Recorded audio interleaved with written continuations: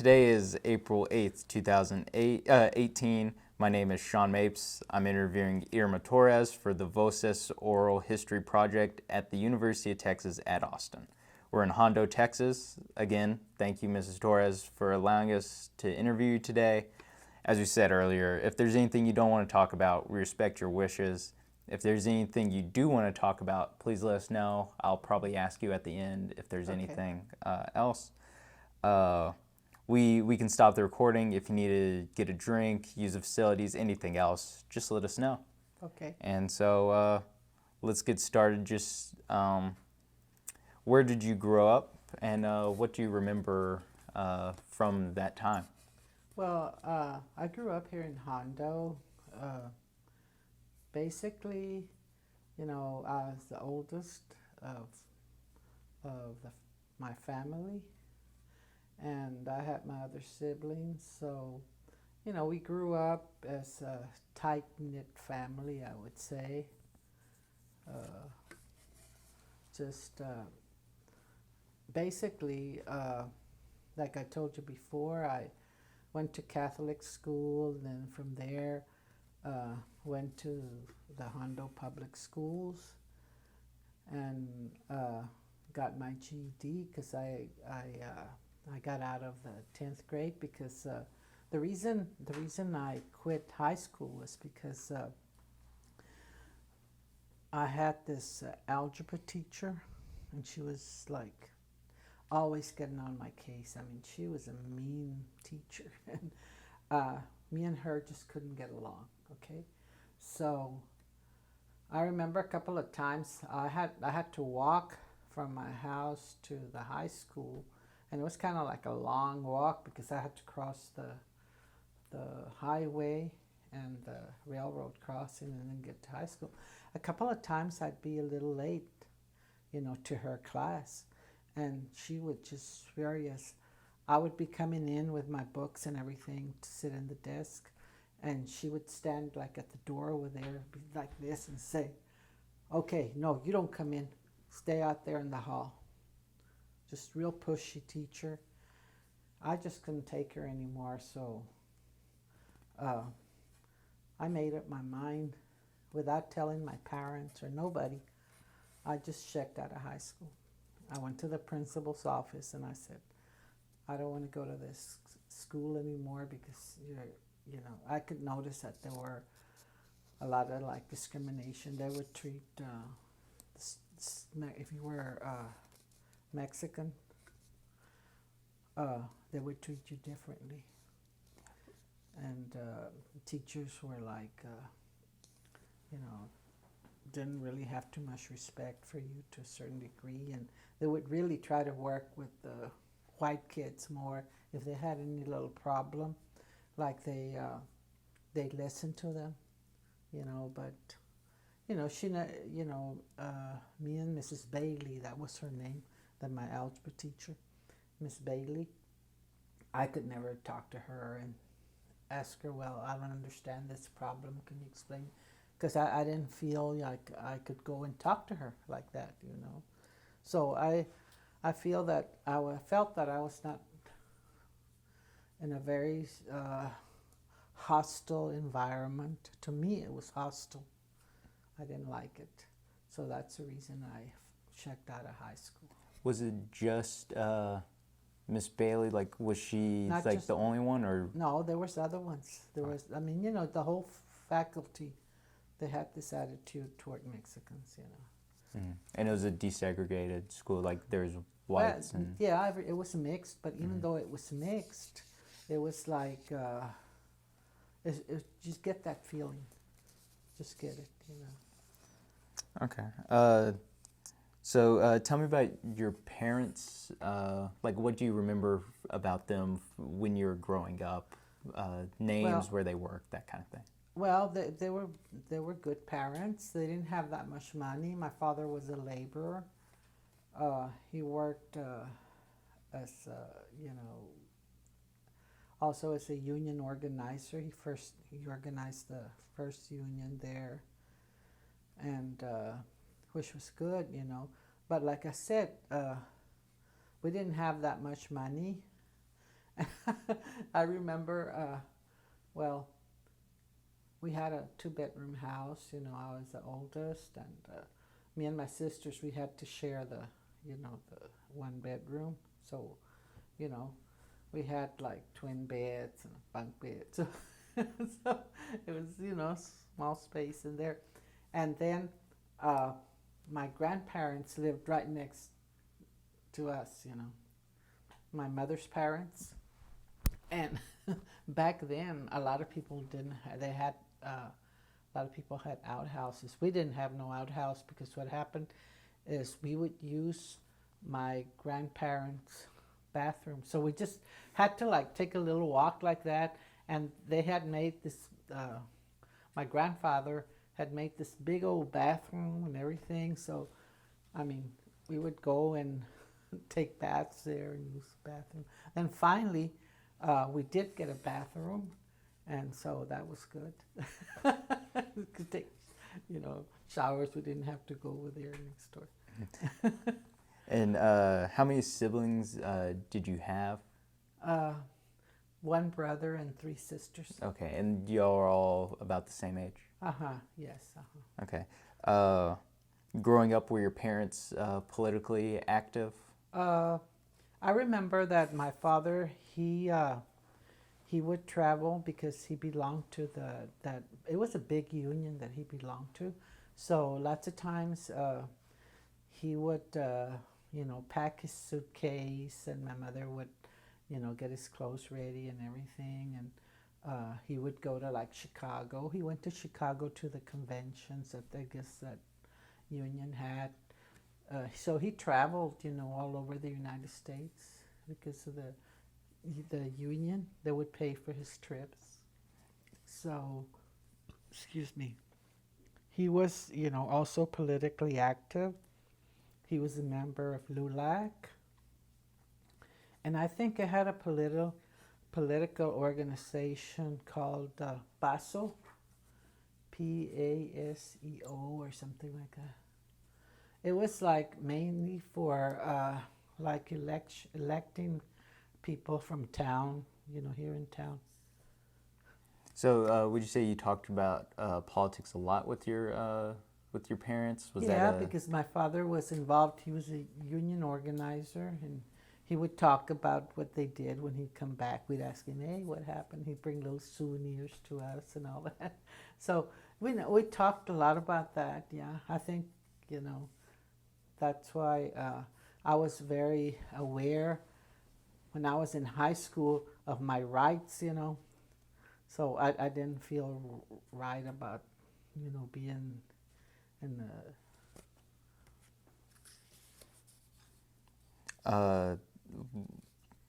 So what was the organization about? The organization that your father worked for? It was political. It was about like they would try to elect candidates here in town, like for the city council, things like that. Okay. What did you think that you're going to be doing when you were a kid? Like, what did you want to grow up and be? What kind of aspirations did you have? Let me see. I got to think about that one. You can give me a minute to think. I basically never did like being here in Hondo. So I really didn't like living here in Hondo because too many people, everybody knows you, so they kind of judge you. And I was like all the time very trying to do my own thing. Say what I felt and everything, and I guess some people didn't like it. I know.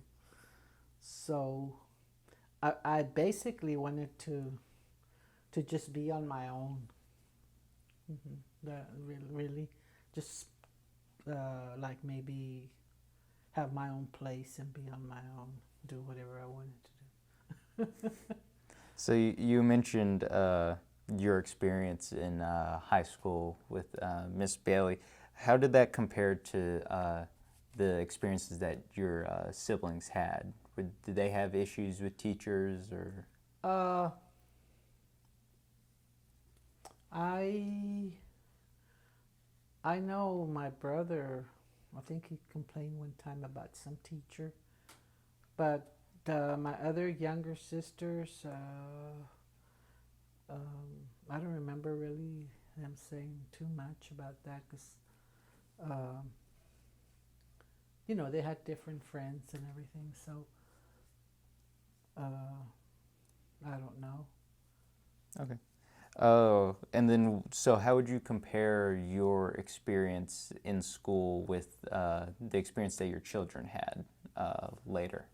Well, I when I first my daughter Sonia, she went to the elementary school, the first grade, and the teachers there, there's still a lot of bias in there because uh, I heard through other parents that some of the kids that were just speaking Spanish. My daughter, she was bilingual. She could speak very well English and a little bit of Spanish. So, but the kids that were talking Spanish a lot, there was some teacher there or a couple of teachers, excuse me, that would actually put tape on the mouth for the kids because they were talking Spanish on the playground, or I don't know if it was in class, but a couple of them were doing that, one or two. And Or three, I don't know. was that kind of what inspired you to participate in the walkouts? Yes. And then, so how, like, what was your level of participation? How did you start? Well, when the reason I got involved was because my daughter was there and I didn't want her going through anything like that, So I got mad when I heard about this, and I was like, how can those teachers do that and treat those kids differently like that? And so some ladies came to me. The reason they came to my family, I guess, and then to me was because they knew my dad was politically involved. They knew who he was, and so they had a lot of gripes. So they came to, I guess, to us to talk about this. And since my daughter was there going to school, we started having meetings at my house with some of these main people that were complaining of what their kids had gone through. So I said, well, let's go to a school board meeting. We have to start somewhere, complain about this. So I remember we went to a couple of school board meetings, and back then the superintendent was Mr. Flory, and we went over there and we complained about what happened. Also, they were also doing, putting like the kids that received free meals in the cafeteria. Okay, they would put them in a separate line from the kids that were actually, paying for their meals, the cafeteria meals.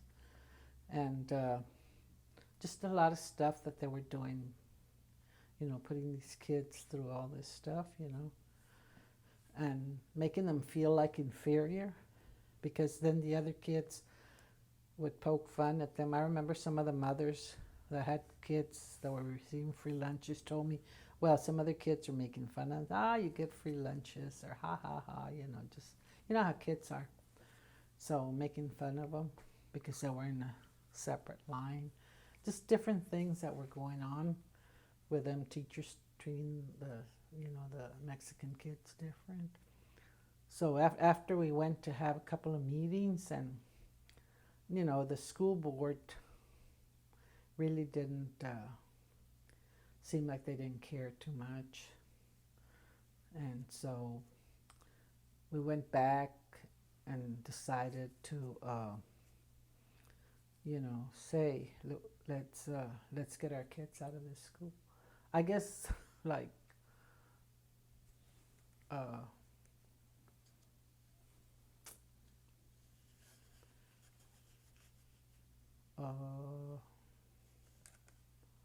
there was this organization called Tide, and they were based out of San Antonio, and it was like a progressive organization. And I remember they came to Hondo and they heard that we were having problems in school. So we were working with them, I guess. They helped us a little bit, you know. So, but if you want to know whose idea it was, well, I remember we had a meeting with these people from Tide, and I think one of them said, well, you have to do something. You have to, like, they weren't making decisions for us. And I said, well, what are we going to do? What should we do? Or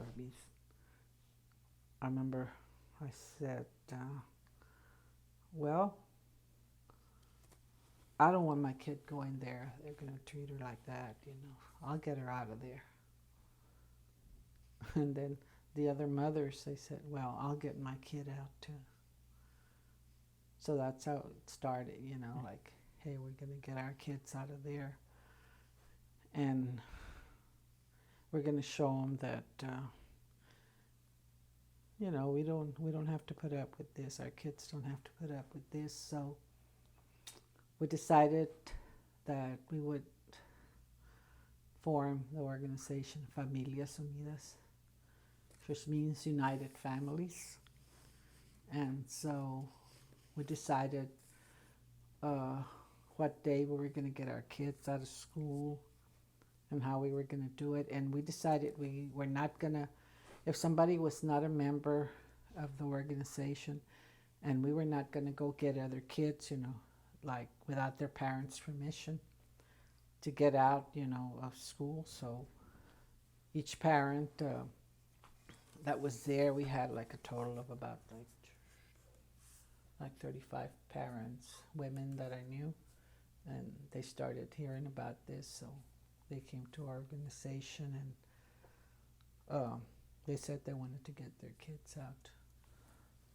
So we went. It was in the morning, I remember, and we had our cars, got out of the cars and everything. So about it's like 9:30 something. School had already started at 9, so we go over there, and I going over there to my daughter's school, and there was this lady named Chavela Correa. She was a very outspoken lady. I mean, she had like 2 or 3 kids in school, and she says, well, I'm going to get my kids out of school, and if those teachers want to tell me anything, I'm gonna, you know, what did she say? She said something, but anyway, she says, I'll get them or something like that, push them or something. She was like that. Mm-hmm. So I said, no, we got to do this peacefully. So when we were there, I went and I told the teacher, I'm getting my daughter out. Well, why are you doing this? And then the other mothers were over there in different rooms, everybody getting their kids out at one time. The teachers didn't know what to do. They started running out of the hall like that, and I guess they called Flory, the superintendent. So Flory came when we were getting, you know, the kids out, and he's walking down the hall, and we started walking out the hall with the doors outside, and he yelled at us, I'm going to charge you all with kidnapping charges. And I said, well, you can't do anything about it, sir, because this is my kid. How are you going to charge me with kidnapping charges? I'm taking my own kids, and I'm not taking nobody else's kid. Everybody else, you know, is taking their kids out. The parents are here. I mean, the mothers are here. It was basically women. It wasn't really men, fathers. So we went ahead and got them out of school and took them over there to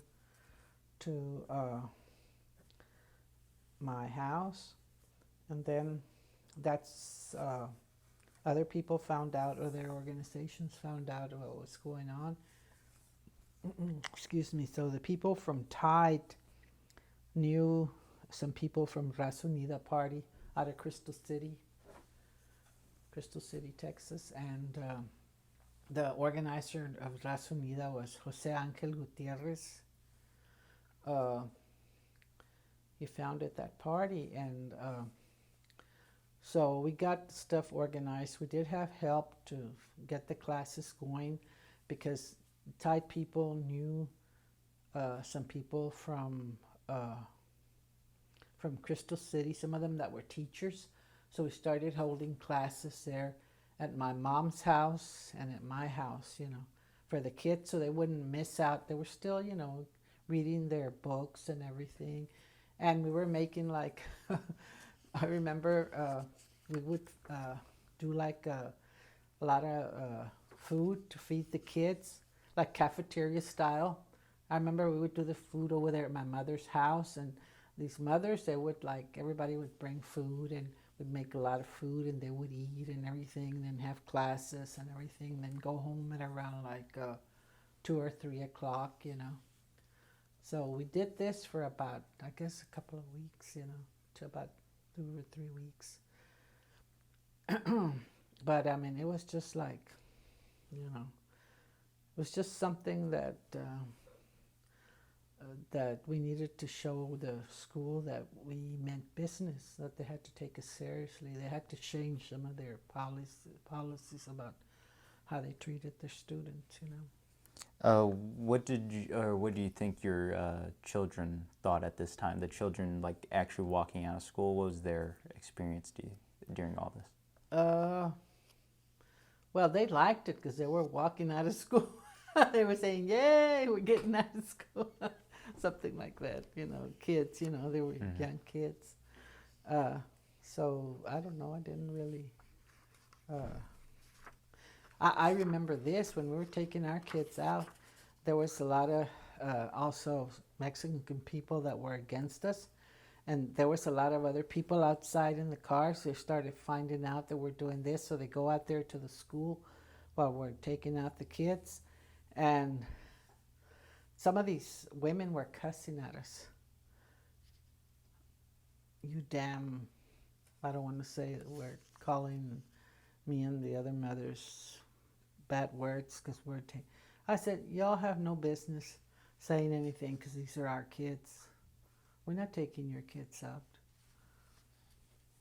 And so, but they were angry about it, They didn't like it. So. You said when other parents came to you because they knew about your father and all that. Was there a time before the walkouts that you got involved in political or issues in the community?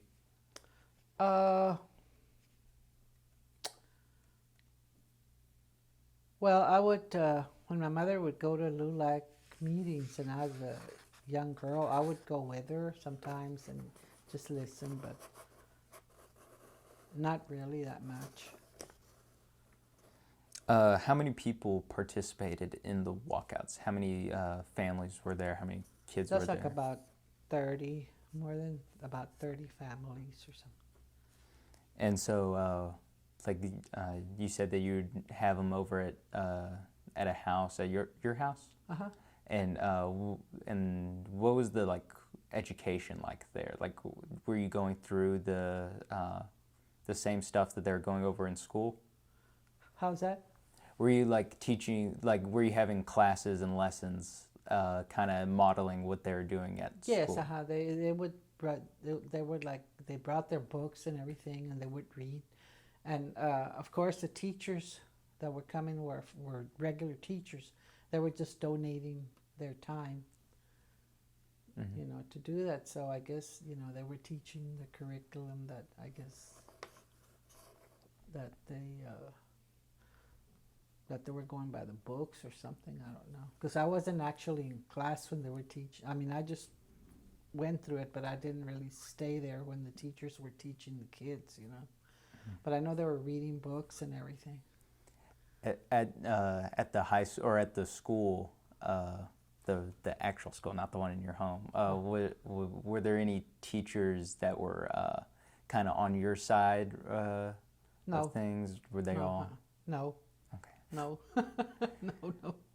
How vocal were they in their disagreement? Or Well, the Hondo Anvil Herald newspaper, uh, I guess Flory and the school board talked to them and put comments about several teachers saying that, we were we were a bunch of bad people for doing this and all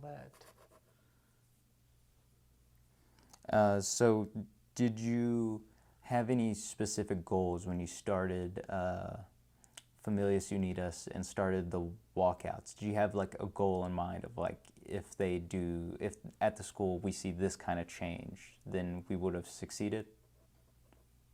Like, did you have a goal in mind before you?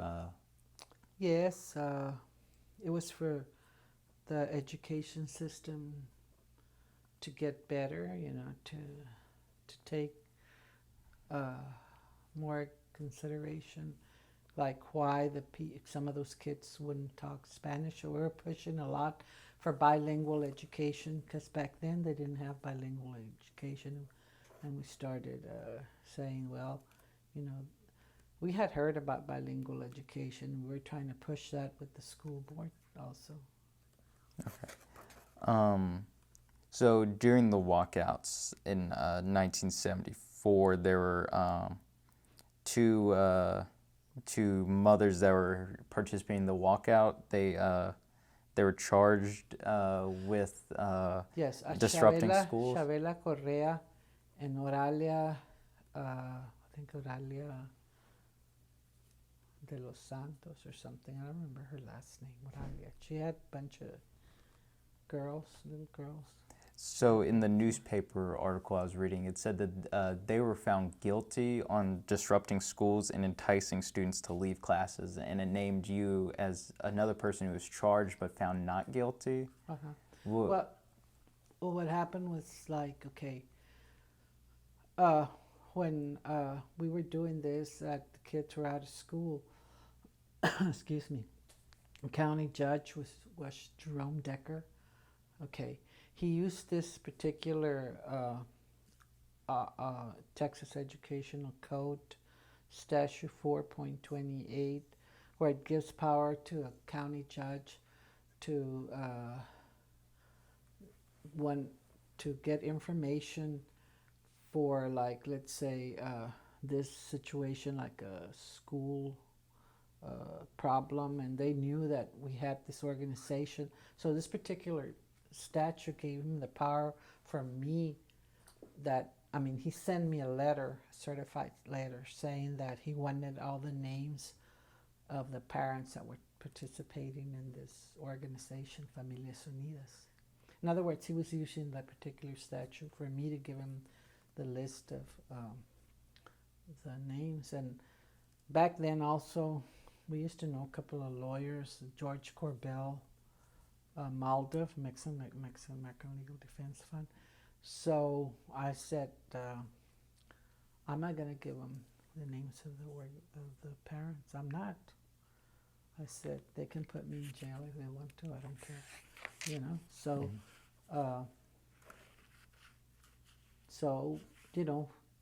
I didn't answer the letter or nothing, of course. And what happened, I remember it was Saturday, already about, it was going to be noon. We get a knock on the door, and it's a good thing my husband was there, because it was a sheriff deputy, Medina County Sheriff's deputy, and he had a paper in his hands like that.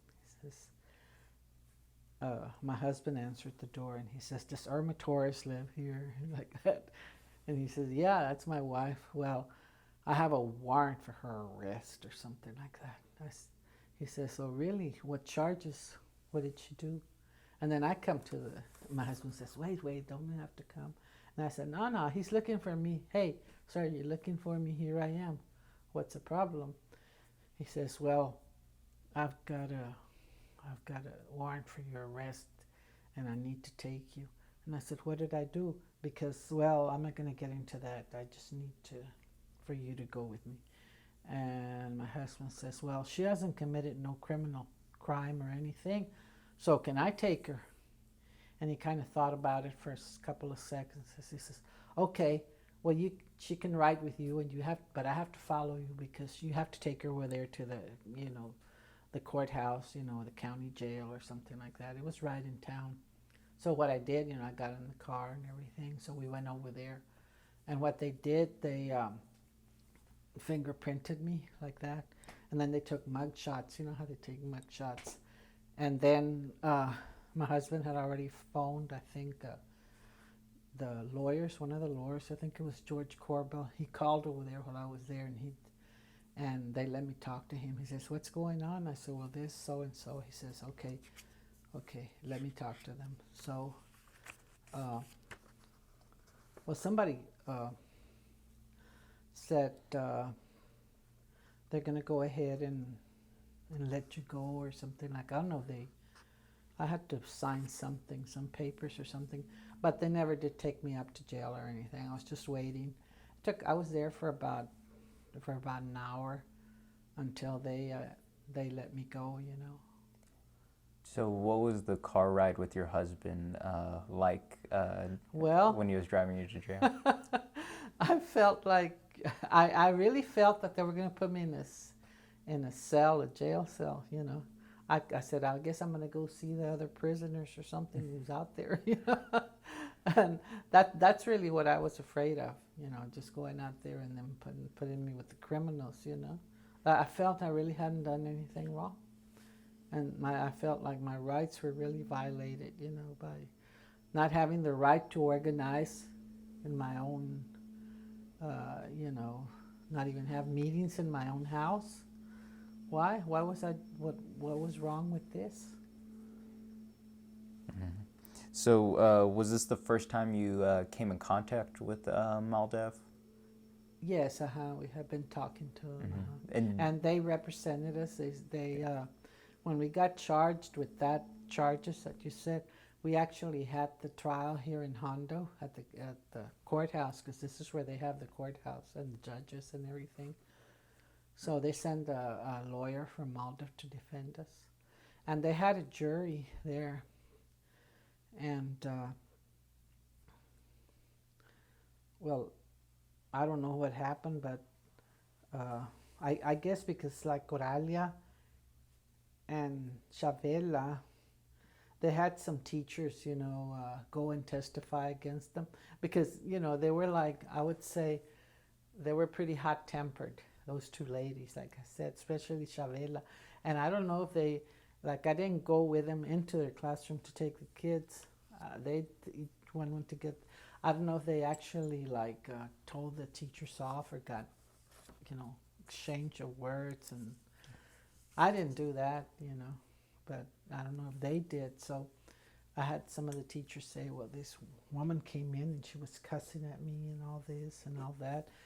And I don't know, like I said, we had the trial by jury. And I got the charges dismissed, and they ended up charging that, which I didn't think was fair, but that's what happened. What did the jury look like? Was it mostly Mexican Americans No. or was it white? I think it was like one or two people in there that were Spanish. And what was the penalty that the other two ladies got? It was, I'd have to, like, criminal or something. I don't know, something like that. Well, you said that you... The disrupting schools and enticing students to leave class. But what was the penalty that they faced for that? Like, did they have to pay a fine, or were they spend a night in jail kind of thing? No, they didn't spend no nights in jail or anything like that. The lawyers pretty much took care of it. I don't know if they had to pay a fine or what. I really can't tell you on that. Okay. And what was your experience working with MALDEF on this case? They were very concerned about our situation, and they explained things to us, how the law worked, and how this particular statute gave a lot of power to the county judge. And so they said that they were going to try to see if they could take the statue off of the books. So the lawyers, they file motions and everything, different things. And it finally, they took it off the books. Did you work with Maldev in the future going forward, and in what way did you? How's that? Did you work with Maldev lawyers Yes. at a a second we time? would go to San Antonio and meet with them and everything, and they would tell us what was going on. Mm-hmm. But you never did you have to fit any other cases that they helped you with, or? It was basically, well, there was different things going on. After the walkout, there was this guy that the deputy sheriff killed in Castroville, Texas. It was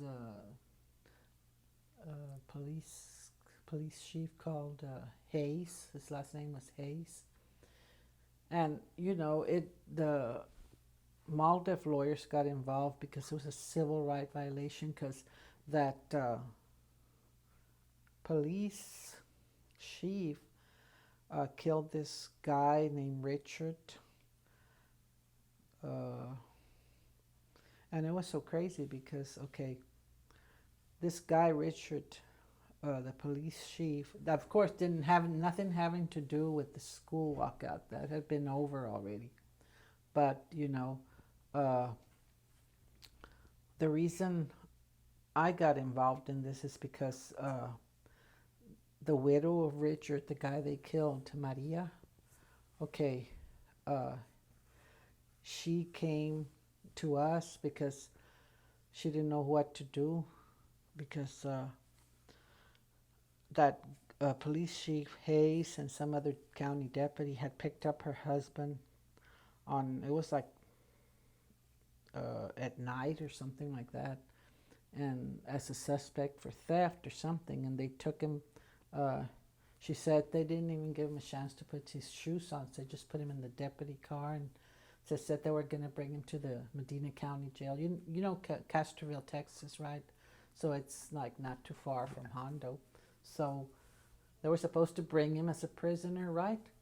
But when she came in the morning to get him out,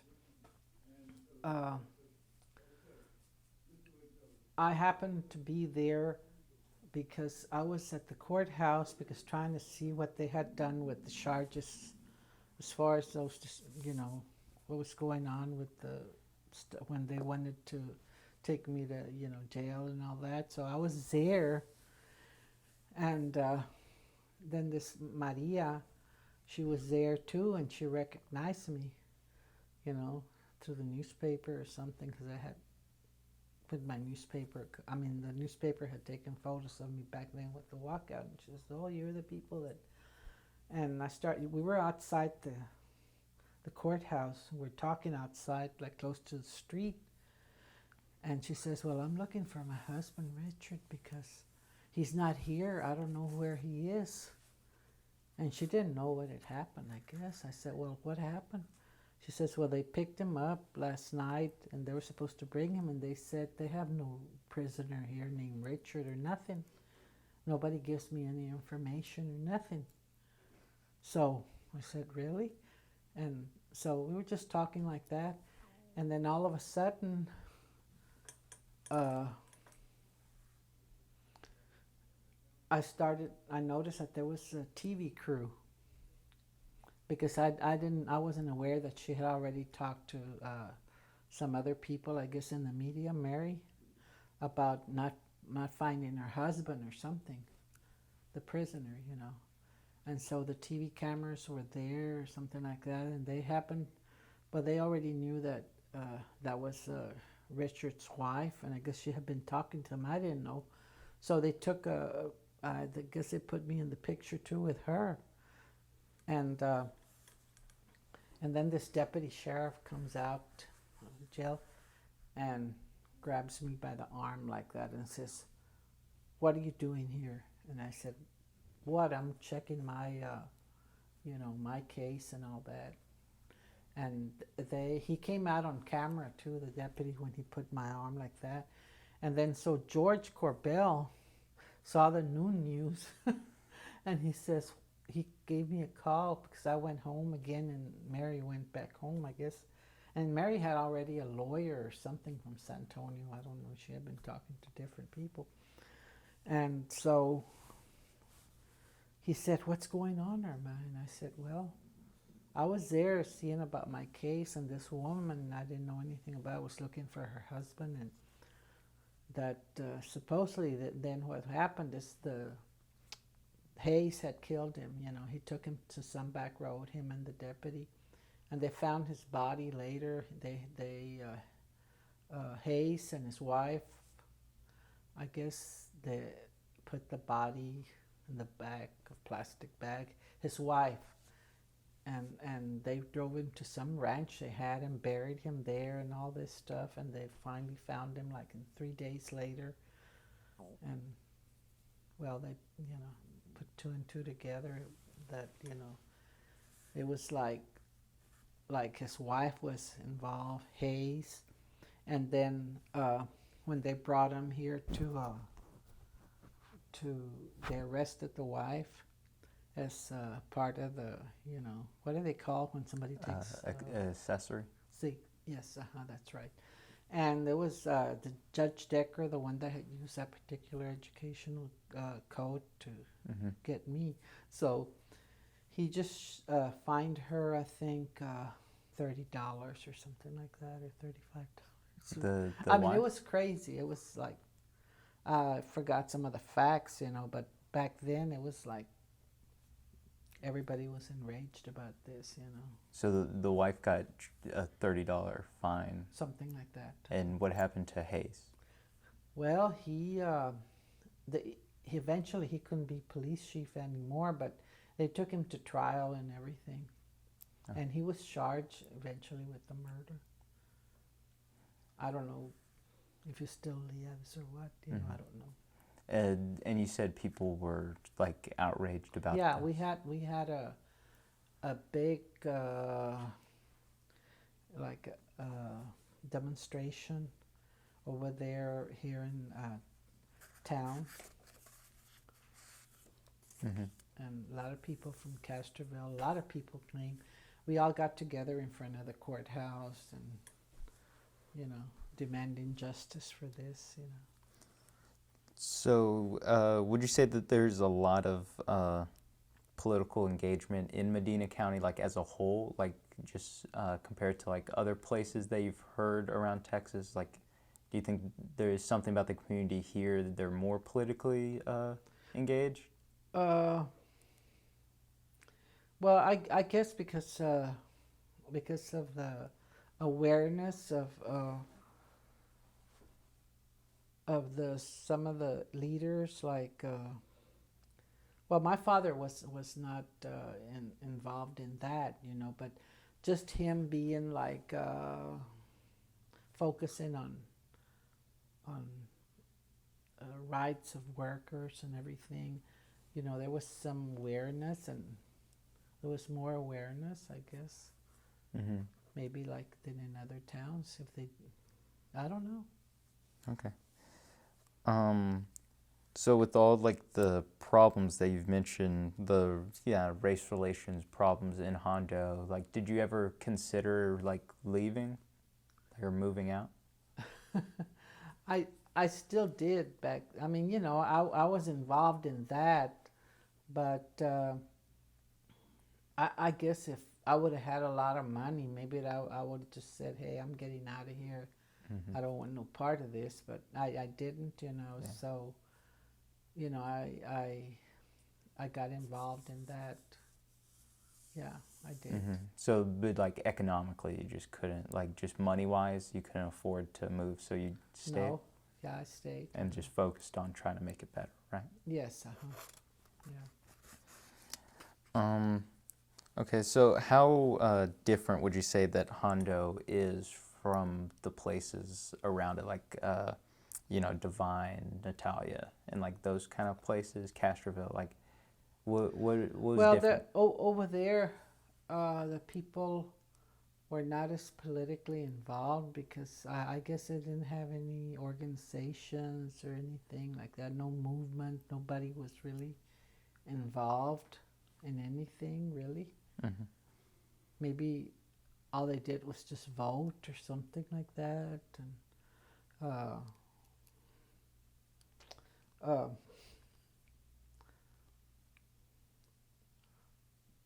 I guess just being more aware of things. Like I was also me and my husband, we were involved with CASA, CASA, CASA. You've never heard of that? uh, okay, it was a organization based out of California, and it was more like student organization. Uh, we would have studies, we would study different things like Marxism, you know, Hmm. you know what I'm talking about. Just, I guess, we knew different things, especially when you study, you have, you read about different politics, different things, different governments, and your mind opens up, to different things. And this was based in California. Well, the organization CASA was based out of California, but they had people in San Antonio. Mm. And how did you come to hear about them and get involved with that? Well, I guess because they knew that we had an organization here, and there was different people working out there, like Ruben Solis. He was working with my brother Chabel, and we had a study group. So you mentioned that your brother was also politically active. Do you think that also came from your father? I would say influence to a certain degree, yeah. But my brother didn't actually participate in the walkout or anything like that. I mean,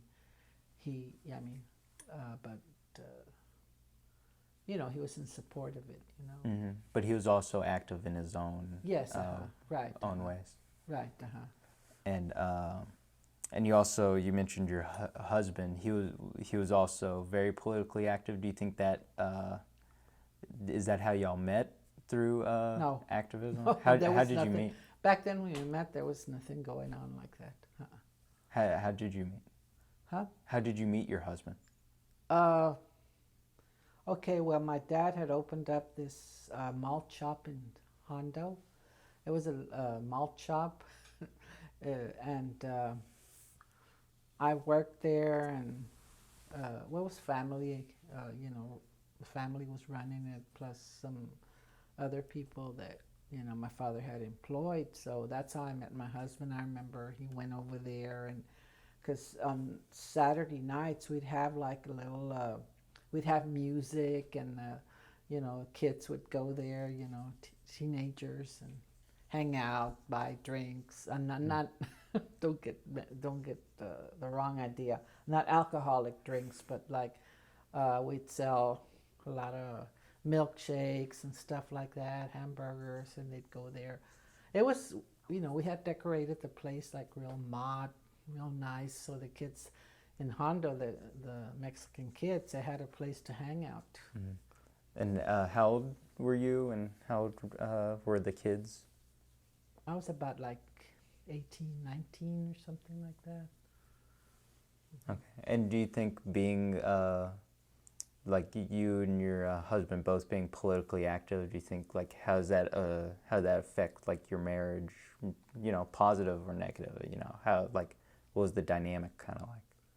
Well, it didn't affect it because both of us were doing the same thing, thinking along the same lines, so we supported each other in that.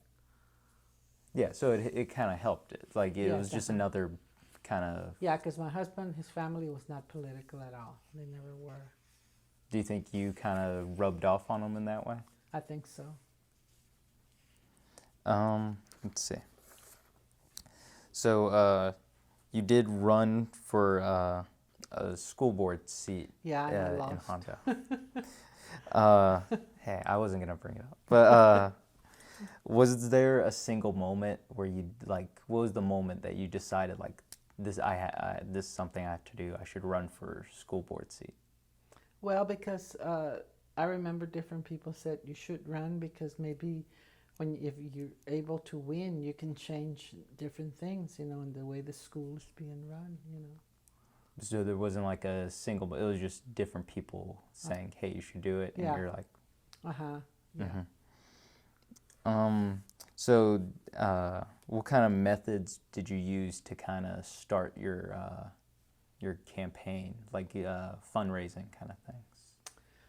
Well, we were using the word change a lot, like Obama. A change, a need for change, you know. So you think you kind of rubbed off on Obama as well? I don't think I knew, no, but I mean the concept of where sometimes change has to come. But like fundraising, did you have like bake sales and kind of things like that? Some of the ladies, they did make some bake sales. So would you say that a lot of people donated like money, or was it just like a handful? Not so much money, just time and like if they could make cakes or different things like that, make money that way. But I think we had a couple of bingos or something, fundraiser. Okay, but you didn't. Did you ever feel the need that you like kind of had to go out and ask people for money? I never did. No, not that way. Like door to door kind of thing. You never. Not really. So not me. I mean, I didn't.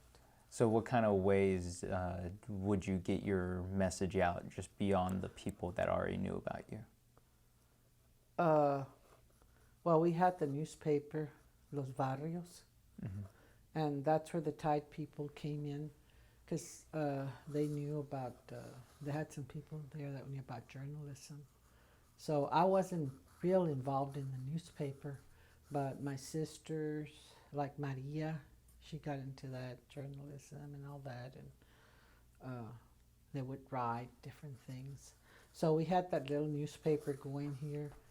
And so when I was running, of course, you know, my picture came out, I believe, and what I stood for and what different people would comment on, different things like that.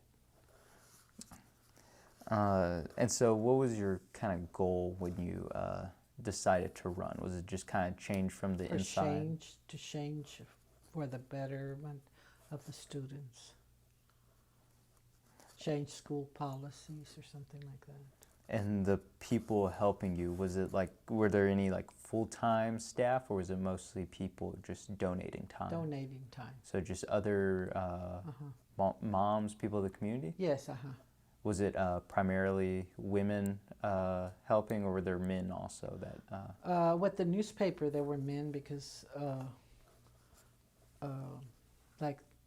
we had some guys were taking pictures and different things. You know, they would, you know, go into community, take pictures, and then write articles. So it was men and women, but there was like a lot of students that were helping out, donating time with the newspaper, Los Barrios. And your husband was also running for a county seat? For the what? A city council yes, position? Was that at the same time as you were running for? No, I don't think so. No, but he ran. Well, what was that kind of campaign like? Was it any different from your school board seat?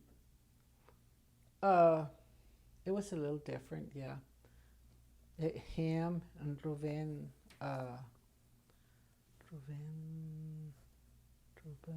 who else ran?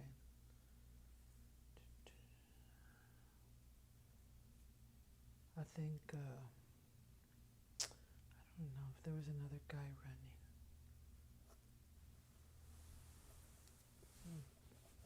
I think so. I'm just kind of thinking, no, it was my husband and this other guy. Okay. And so what was kind of the difference in the campaign that you ran versus the campaign that he ran? Well, it's basically the same message because they were trying to do change in the city council too.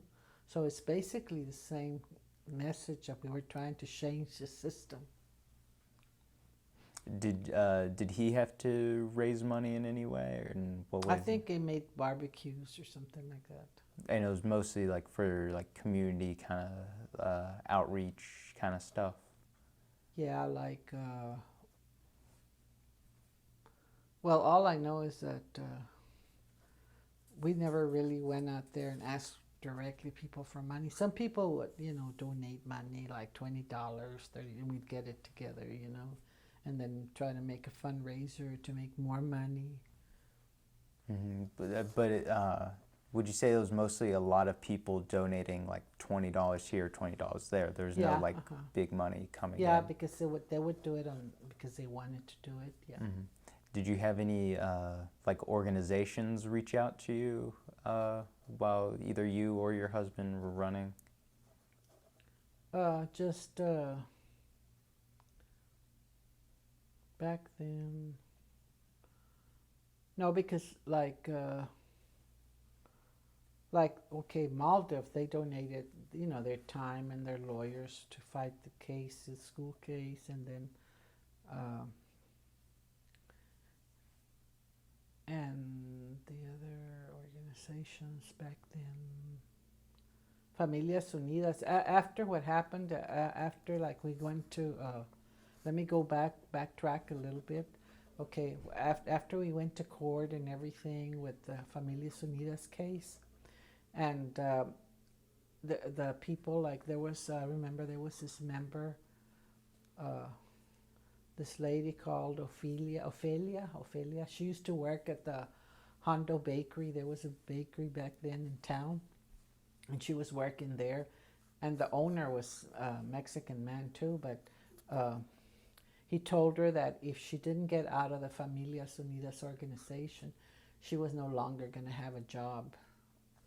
So she got out, and then other people started getting out because a lot of them worked here in town, and so they were getting pressure. So kind of the organization started, kind of dissolving the membership because of all that happened. But at the beginning, it was active and everything. But once they used the law that way, and some of those employers that had people from the organization working for them, they started putting pressure on them. And they started, it was their bread and butter, so, I don't blame them. They weren't participating anymore. Was there anything that you tried to do to like, defend the members against their employers, like threatening that? Like, was there anything you tried to? No, we couldn't. Really, no, we didn't get involved in that part because we didn't want to get them in trouble or anything like that. More in trouble. Mm-hmm. So it was kind of their own decision. So after the walkouts, what did Familias Unidas kind of focus on? It was, like I said, it gradually dissolved because the walkout was over, and people were, being harassed at their jobs for being members of the organization. So it just kind of dissolved, So there wasn't like a second issue. It was mostly just about the walkouts, and by the time the walkouts ended. Let's see, and I guess going back to the campaign, was the campaign mostly women for your school board campaign? Would you say it was mostly women that? were helping you? Yeah. Well, the husbands would help, but mostly women. And was it all Mexican American people like Yes. in like uh, interested in you as a candidate? Like, Yes. did you have any support from the white people? I had a lot of criticism from them. Well, what was some of the criticism? Well, they said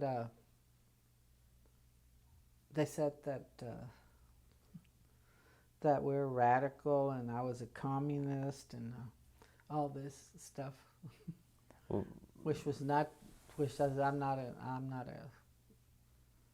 communist. I believe in democracy. I believe in change. was there anything that you like? Was there any way for you to respond to them? Like calling you communist or anything? Like, did you do Well, anything to? but because I guess they just couldn't get used to the idea that we had done this. It was just like like even though it was our own kids that we took out, but they just couldn't stand the fact that we did this to a school, to the system.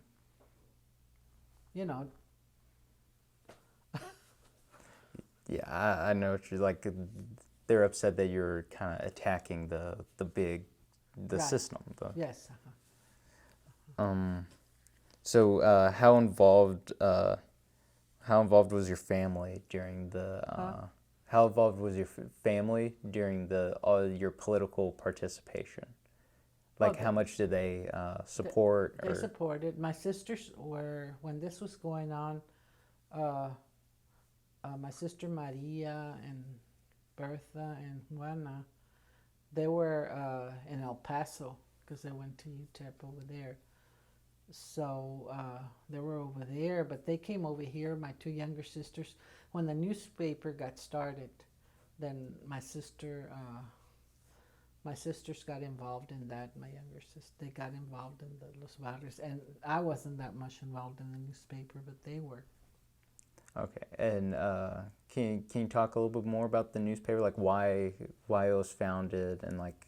Well, they felt that there was a need to have some newspaper in the Mexican community because that way we could focus on problems that were going on, maybe that a lot of people in town didn't know or were not aware, and write articles, political articles, different things. And we actually, I remember that they had some ads that some local businesses would buy ads, and that would keep the little newspaper going to a certain degree. And like how, because obviously it takes money to like Yeah. start it. How did they find the money to like start it, to print it, to? Well, I think the Tide people, I don't know if they actually donated equipment or things like that, because they had some people that were in new journalism or something like that. I'm not too aware of that because, like I said, I wasn't involved directly in the newspaper. How much would you say that organizations like Tide and obviously MALDEF, how much would you say that they helped Well, you? Maldif didn't help with the newspaper. No, I just mean like in general with like all the different kind of community. Well, they helped because if we hadn't had Maldif, we couldn't have done anything. I mean, they would have probably put me in jail, and where were we going to hire lawyers? I mean, lawyers are expensive, very expensive. So they did help. Were there ever like disagreements within your like either Familias Unidas or just any like organization, like any ideological kind of disagreements within the people all fighting for the same thing? Not really. Like you mentioned you were first kind of talking about when you're starting the walkouts of like, I'm going to take my kids out and then everyone else. Was there any other like ideas that people had at that time? Uh, Not really. It was just pretty much started like that with being concerned about their kids and not wanting the parents didn't want their kids to be treated unfairly, so we were just focusing a lot on that. And so there wasn't ever any like any other parents that thought like maybe we should do something, but maybe not this. Like, Uh, no, they were pretty much in agreement, I would say. um, The members, yeah, they were pretty much in agreement. so did you ever feel like you had to like kind of like compromise to the school or anything for like what you know what was the end of the walkouts like? Like why did you stop, I guess? Well, because they used the law to stop us. I mean, they charged us with this, they used the law, the school used the law, and the law was on their side. So I think that started breaking up the organization. But just the walkouts, like they lasted a few weeks. It was until Yes. there was a warrant. Yeah, uh-huh. And And then the kids went back to school. Okay, and so when you came back, everything was everything not back to normal, but everything kind of. Yeah, uh-huh. So did the kids or the families that participated in the walkout, did they ever like what was the relationship with the school like afterwards? Retaliate against them? Yeah. Yeah. Well, I think they did to a certain degree. They did. In what ways? Well, maybe other kids making comments to them that would come actually from the grown-ups saying things about, the parents say, hey, your mother is so-so, or, I remember my daughter told me one time that your mother is nothing but a troublemaker. That's what they would tell her like that, other kids. But they would hear it from the teachers. They would encourage them to kind of harass them. Was there And they anything pointed them out, was there anything from like the school itself that you felt like you had in your interactions with the school? Did you ever have to interact with the school? Well, when we went to the meetings, yeah. And were the meetings like because the teachers knew that you were a Right, part of the walkouts? Did they Yeah. treat you different? Well, I mean, well, I wasn't in no parent-teacher organization, if you want to know that. No, I wasn't in anything like that. Because I knew better than to get involved, because I knew that I was going to be probably treated different. So I didn't, after that, I didn't have too much interaction except, making sure my daughter went to school and everything, so I didn't have that much contact, I guess, with the teachers in that sense, Mm-hmm. So beside like just people saying stuff to your daughter and to the other kids, did any of like the teachers like do anything kind of like how Miss Bailey, your algebra teacher, like there's nothing like to that extent where they're like singling them out in any way?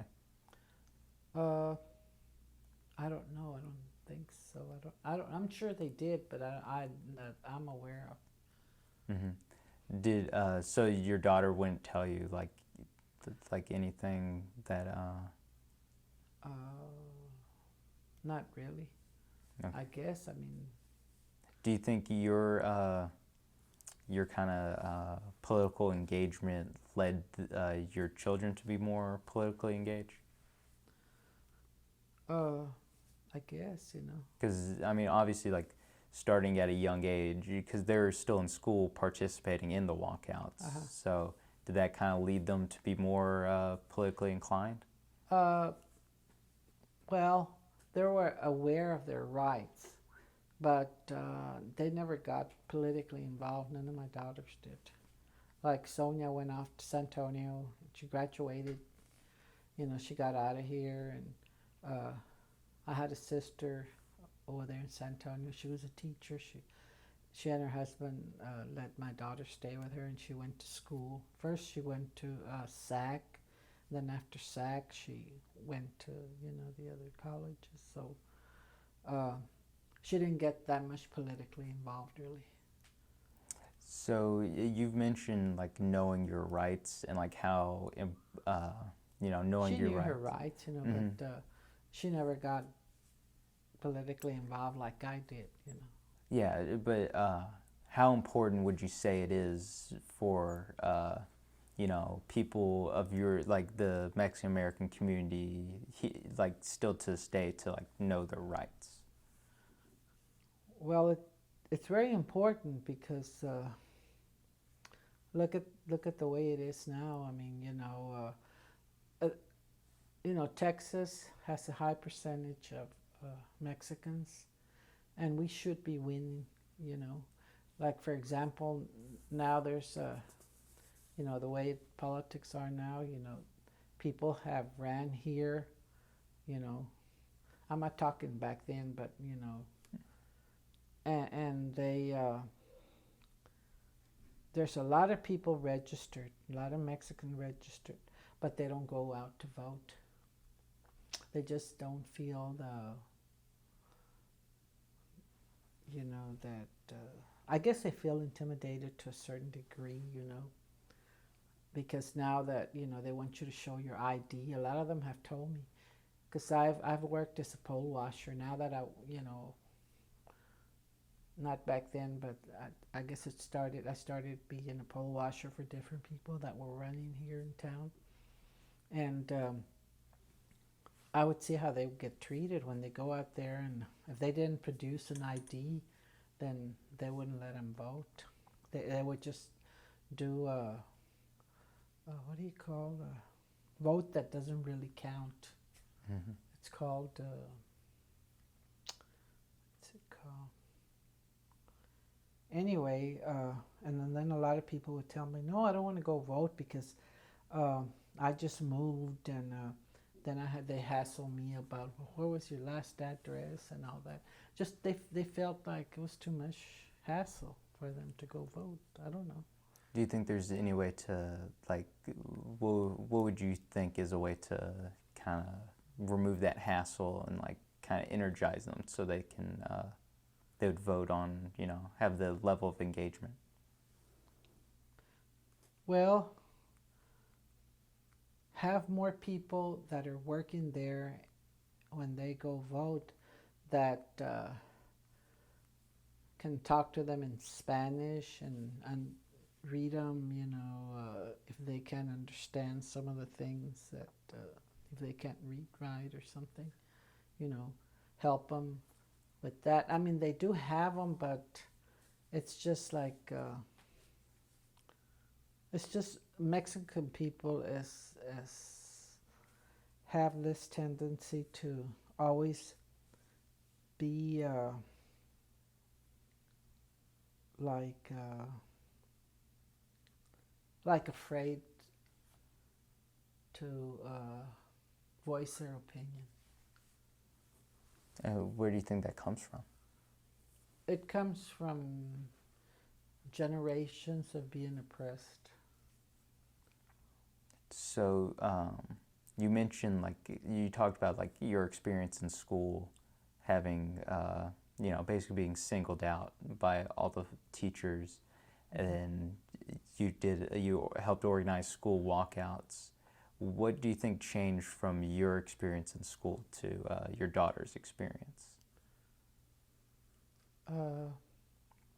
Well, I mean, it was maybe us doing all that. Maybe the situation at school just got a little better, but not really so much, you know. Because I've heard of different things that still go on, but nobody does anything about it. So what are the things going on right now that you... Well, it has to do like with a lot of times the sports and all that.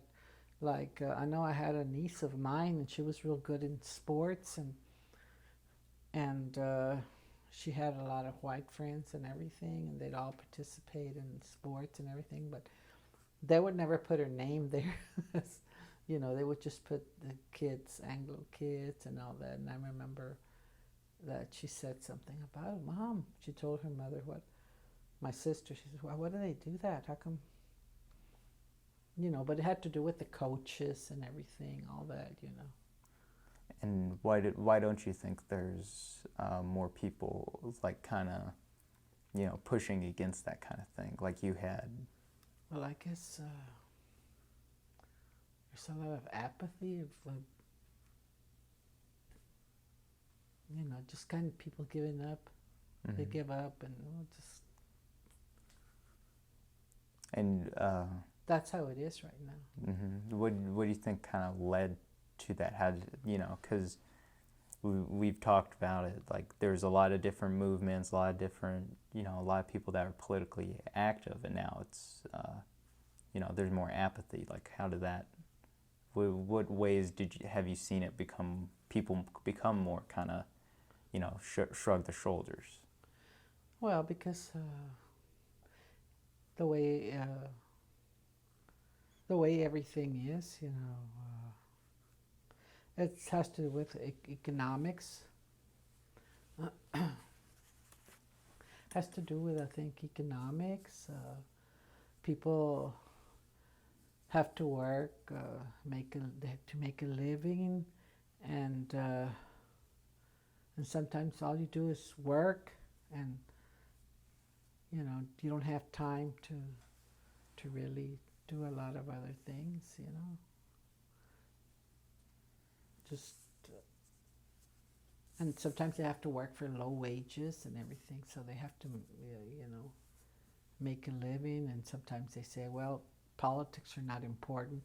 And a lot of people have told me when I was, you know, trying to, you know, get people encouraged to vote, and they said, well, what does it concern me? I said, yes, it concerns you, because if the city does something that's going to affect you, let's say if the utilities are going to go up, or they decide to raise this or that taxes or something, it's going to affect you, not just me, but you.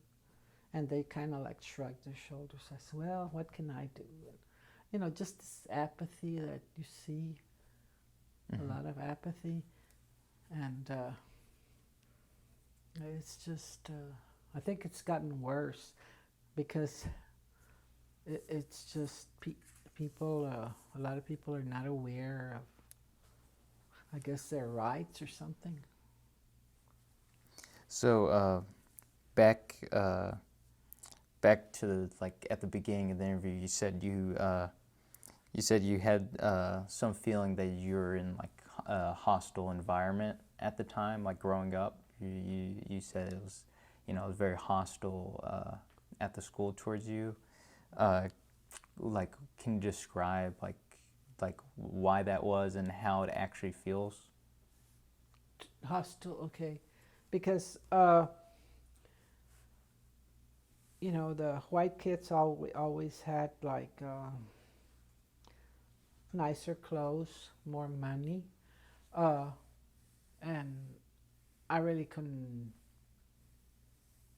do that like them, you know, live that way. You know, their parents would, you know, have more money, give them more money. They'd have cars, their own cars, different things like that. So it made a difference. It made a difference, and they were always planning to go to school. Their parents would pay for college. You know, they were, you know, when they grew up, you know, their parents would always have money, and they say, well, you know, they pay for their kids' education, which is good. But I don't think my parents were going to be able to do that, you know. Mm-hmm. And so you're at a disadvantage since you're born. You're at a disadvantage because you're, like I said, you're born without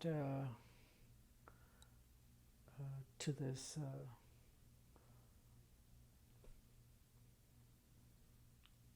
I guess oppression, mm-hmm. and It's like classes, you know. I Mm-hmm. shouldn't say that, but Yeah, that's the truth. like there's some people that are just born at a different spot. Yeah, So, you know, if you're born lower, you have to work yourself up just to get right. even to that. And so that was kind of where the feeling of hostility kind of came from, was like the kind of inequities, like the class inequities there. Yes. And so how did that like feel in in you? Like how does that I guess it made me feel angry to a certain degree, angry and disappointed because I couldn't do some of the things that the other kids were doing. Like I wish I could, you know, you know, my parents would have, I had more money, I would have said, well, why don't you take me over there to,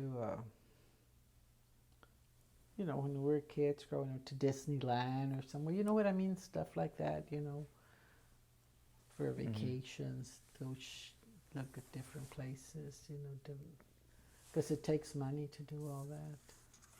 and do you think like these feelings that you had, like, is that kind of what you felt like inspired you to become a active member of your community, politically active, to kind of help, you know? I guess it was a way of letting off steam. Just because you're angry, Because just I was, you know, I was gonna, you know, listen, I'm somebody here, you know. You know, I wish I had the power, you know, but you know, I guess I guess to a certain degree I wanted to be a leader, you know. That if you're asking me that, yes. and so so what do you think that was? Those feelings that you had, do you think that was consistent with other people that grew up in a similar like environment to yours, like other kids around? Were they also? Do you think they also felt the way you felt? Maybe they did. I don't know. Maybe they did. Did you ever talk about it? Like you know, kind of not even like in depth, but just kind of like all sitting around complaining about it. Were you aware of it, and like did you vocalize it as a kid? How's that? Did you like talk about it as a kid, like not even to like a point of like we have to do something about it, but just to the point of like you recognize it? To a certain degree. What would you say is the age that you notice like this kind of inequity or inequality? When I started noticing that when I was in high school.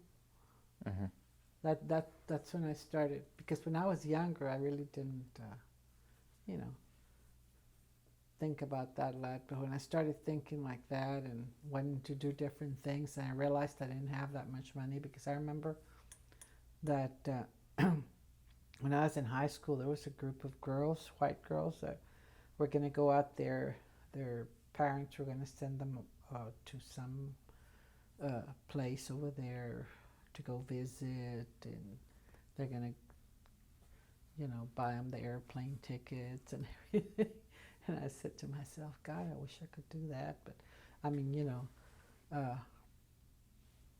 start realizing that you're at a different level, and they have their own cars. I had to walk like crazy. I mean, I had to walk to school, and some of the other, kids, they had their own cars and everything. So So, do you think these feelings were kind of like kind of reinforced with the education system, like the kind of like the way that you're treated in the education system kind of leads to more of the things you're talking about? I think so. And in what ways have you seen it kind of like? Well, because there was when my daughter was going to school, there was a counselor named there, Mr. Perkins. He was a probation officer, but then he was also the school counselor. The school hired him as a counselor, you know. So I remember that my daughter said that when he would talk to kids, he would always be telling the white kids to go to school and everything, and he would never encourage the Mexican kids to go to school. He says, "Well, you need to go to work when you get out of school," and instead of saying, "Well, are you going to go to college and all that," he wouldn't encourage that.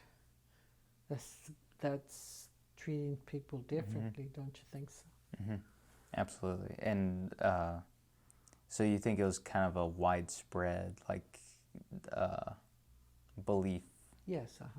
Do you think that if there were more or any teachers that were Mexican American, do you think that would have kind of changed things? Do you think? Maybe. And so, like you mentioned, I forgot, you have family members that are teachers. Do you think that's something that? Yeah, my younger sisters, because I think when they went to high school, it wasn't as bad for them as when I was going to high school. You know, Mm-hmm. it got a little better for them, I guess, to a certain degree. And so they kind of felt, do you think they kind of felt like empowered or Yeah. they felt like they could in a way that you couldn't? Yeah, I think so. And so how did it get better for them Well, after you? maybe I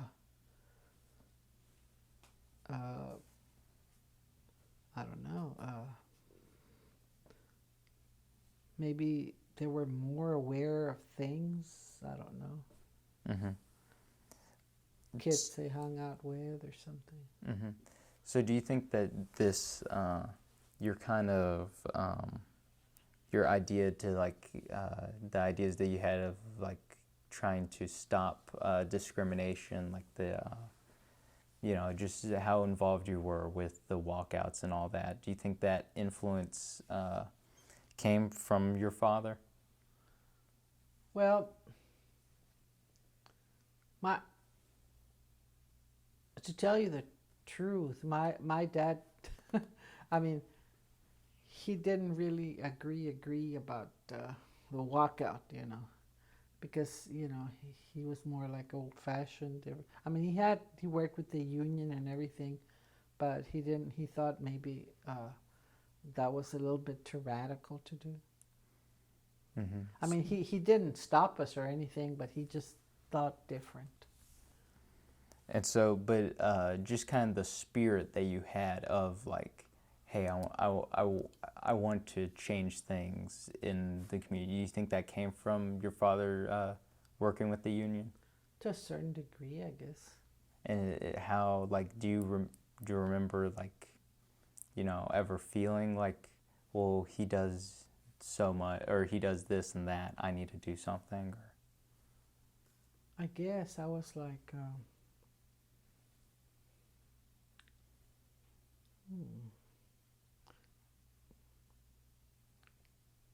well, yeah. I mean, I knew that he was, doing things for the community, but I mean, it has an effect to a certain degree, but it was just more like I had different ideas, you know, more just. I always thought I could change the world, like change by being,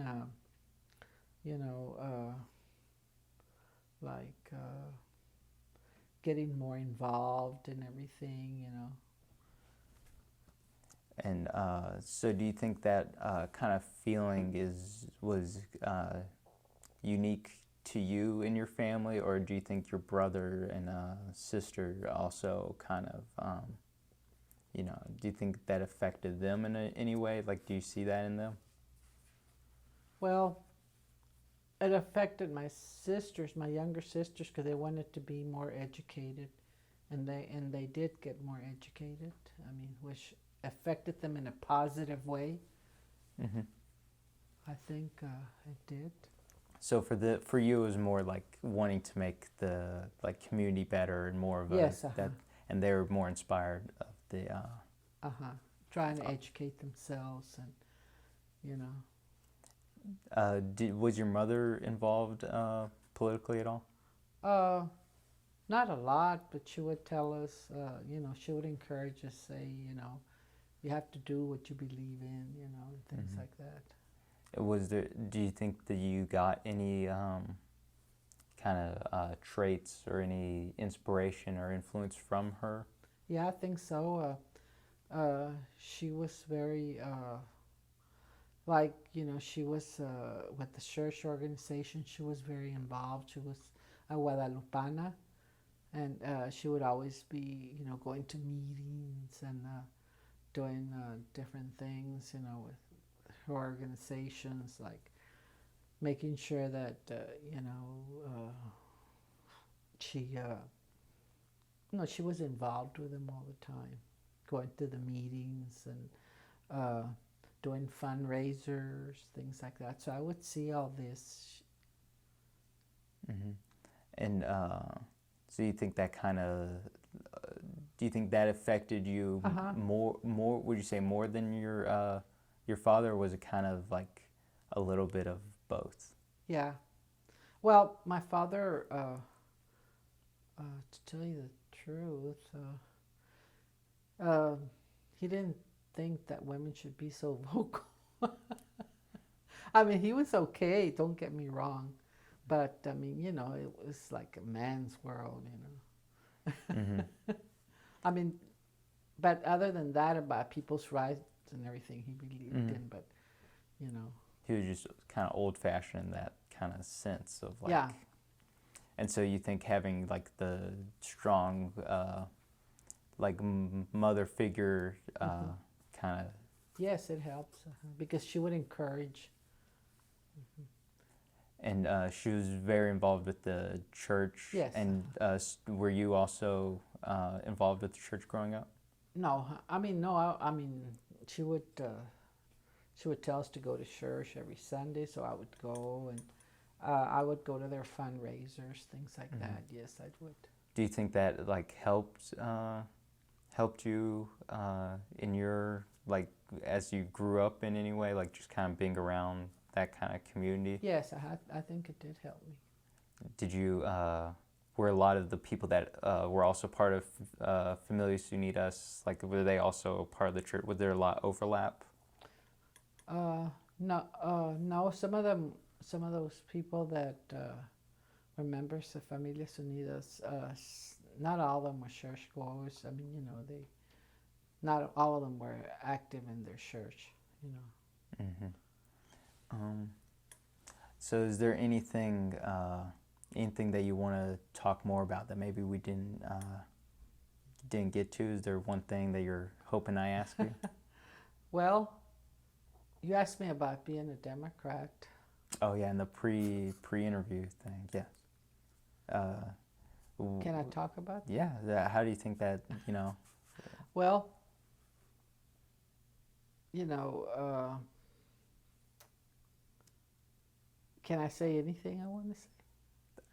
I mean, you know, like you just have to be aware that other people will see this. So it's basically if you're comfortable saying it, you know, to you know your family, to anyone that might, you know, stumble upon it. But if you're comfortable saying that, then yeah, you can say whatever you want. Well, I think people should get more politically involved. I'm talking about today, as it is, because it seems like things are getting worse for the, you know, Mexican American community, because you know,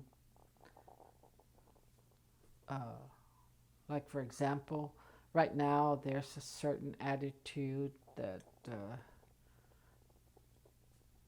there is toward Mexican Americans.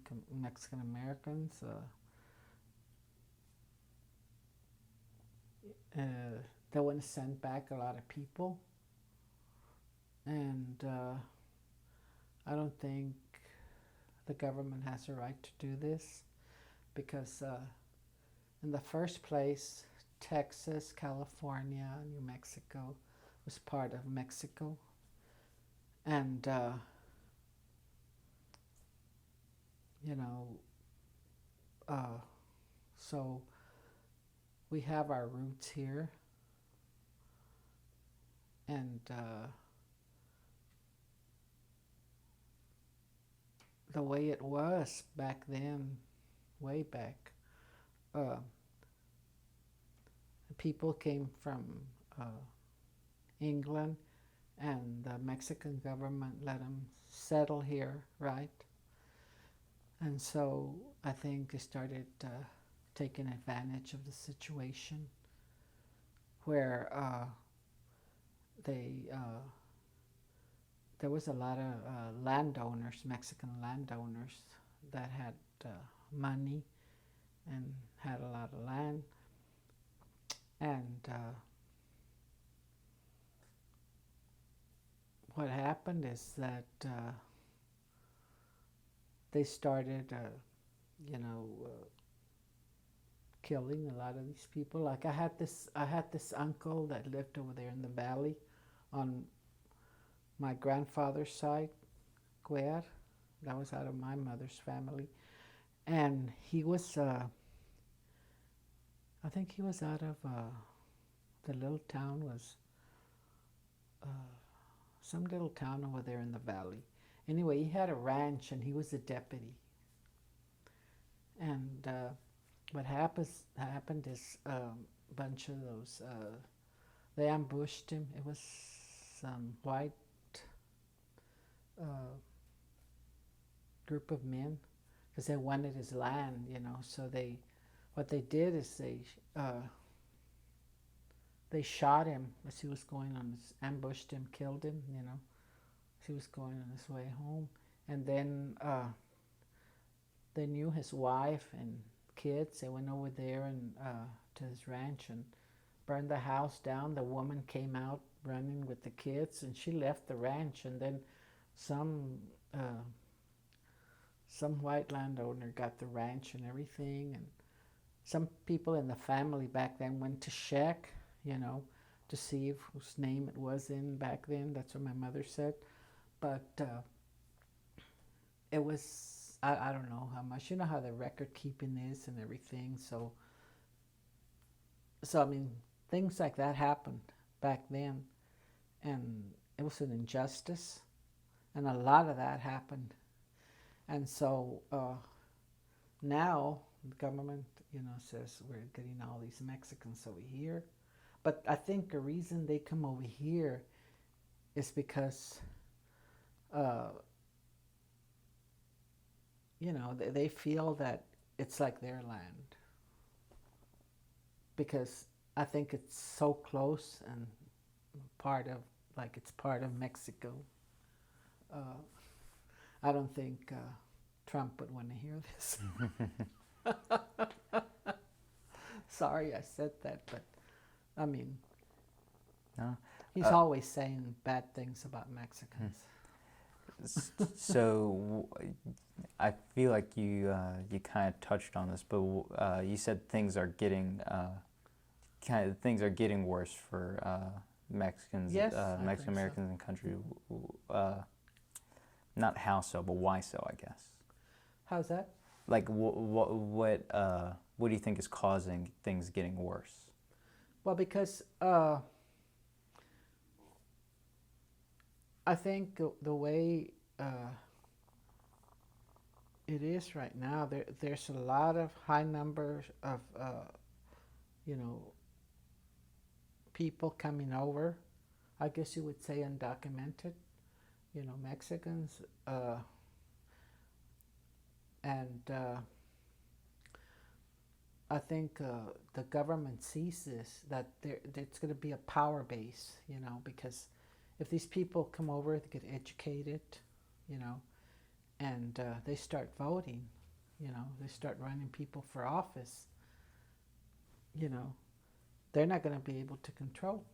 Mm-hmm. And so they have to do something to control this, and if they can do this, send these people back, well, at least that'll keep them in power for a while. And so you think it's kind of like a top-down kind of thing happening? Yeah. So, I mean, it's just, those, I guess there is a lot of racism throughout the nation, let's put it that way. Mm-hmm. And so do you think... It's just a way, it's not just racism, it's just a way of thinking, like for example, the Republican Party, they don't care about the environment, as long as they're making money, the corporations are making a lot of money. They don't care if they mess up the land or whatever, doing all these things, like pollution. And that's going to make it bad for the future generations, They don't want to have no gun control, this is what all these bad things happen, because anybody can go out there and buy a gun with a criminal background and do all these bad things. And they have the lobbyists, they're, lobbying for, for the gun manufacturers to keep on making more guns and doing all these things, and so I think we're just going backwards, because the way I see it, it's like somebody was making a joke about it, that they say, make America great again, make America white again. Somebody said that, I thought it was funny. So what do you said that there's like a lot of racism out there against Mexican Americans and blacks, and yeah, where do you think that not where do you think it came from, because it came from a long time ago, but why do you think it's now, it seems like it's coming, you said things are getting worse, so why do you think that it's like, what happened to where now things were getting better, now things are getting worse? Where do you think that happened? It has to do with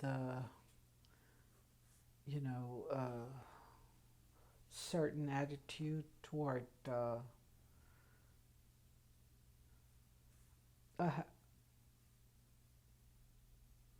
in other words,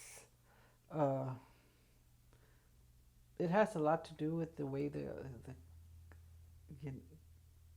I guess they had slaves back then. Landowners had slaves, and they just all this happened early in country, and then all this stuff about civil rights and everything came about. Martin Luther King, they killed him, and just there's always been this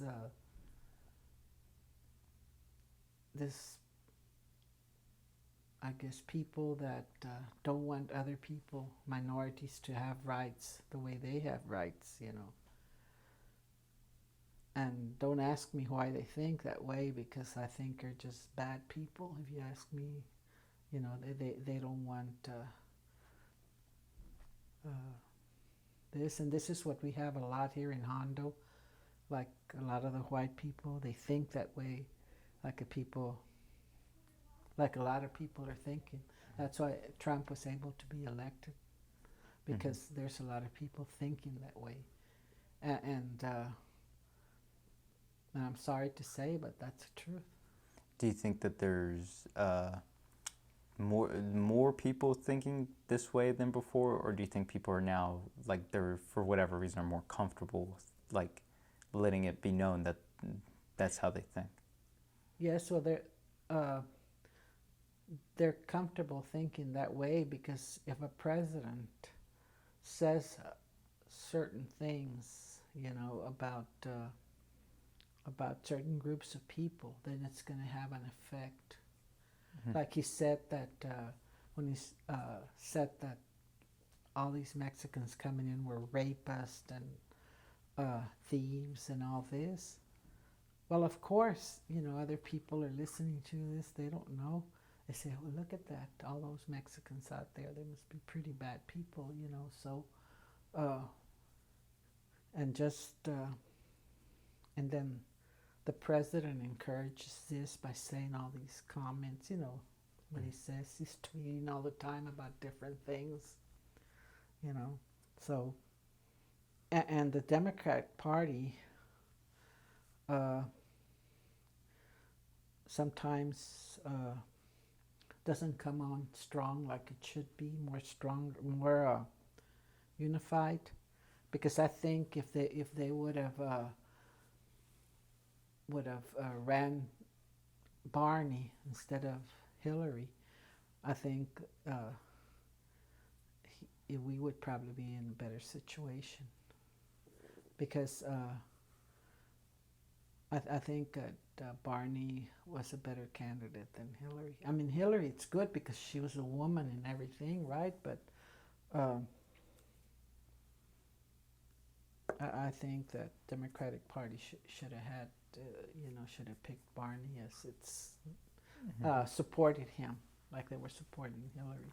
Hillary was good too. She's okay, but she's not as progressive as Barney was. So you're obviously a very politically inclined person. Would that be kind of your main idea for the Democratic Party? Like if you could change things, would it be to have run more progressive people? Yes. So why do you think that they do not do that? Money, control,